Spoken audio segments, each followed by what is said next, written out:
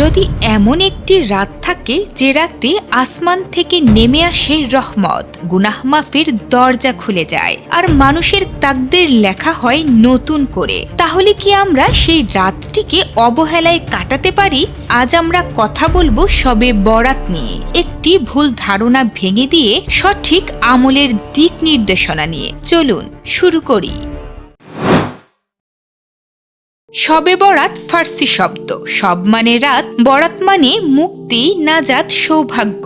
আরবিতে বলা হয় লাইলাতুল বরাত, সৌভাগ্যের রাত। এটি শাবান মাসের 14 তারিখ দিবাগত রাত। এই রাতকে অনেক আলেম রহমত, মাগফিরাত ও তাকদীরের রাত হিসেবে বর্ণনা করেছেন।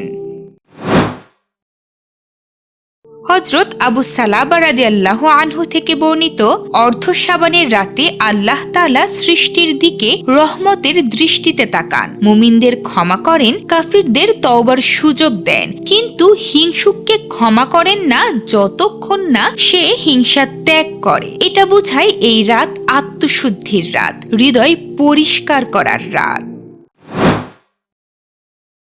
এটাই সবচেয়ে বড় প্রশ্ন।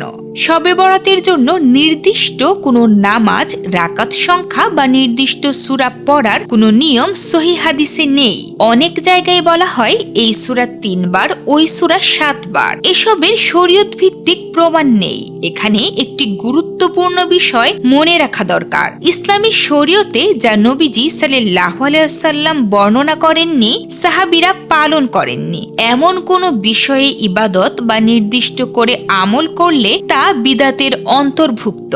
তাই এসব নির্দিষ্ট নিয়মকে বাধ্যতামূলক মনে করা ঠিক নয়। শবে বরাতের নামাজ পড়তে চাইলে অন্যান্য নফল নামাজের মতোই পড়ুন।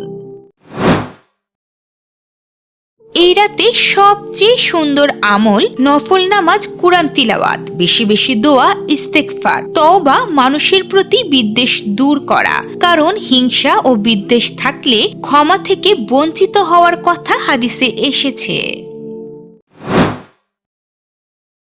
শবে বরাত কোনো আতশবাজির রাত নয়, কোনো রেওয়াজের রাত নয়। এটা হৃদয় বদলানোর রাত, আল্লাহর দিকে ফিরে যাওয়ার রাত। হয়তো এই রাতই হতে পারে আমাদের জীবনের মোড় ঘুরিয়ে দেওয়ার রাত। আজকের এই বিশেষ রাতে আপনি আল্লাহ তাআলার কাছে কি চাইবেন কমেন্টে লিখে জানাতে ভুলবেন না। হয়তো আপনার দোয়ায় অন্যরাও অনুপ্রাণিত হবে। আপনি দেখছেন ন্যারেটিভ অফ ইসলাম। ইসলামী জ্ঞান ও সঠিক তথ্য পেতে ভিডিওটি লাইক করুন, চ্যানেলটি সাবস্ক্রাইব করুন আর পাশে থাকা বেল আইকনে ক্লিক করুন যেন কোনো ভিডিও মিস না হয়।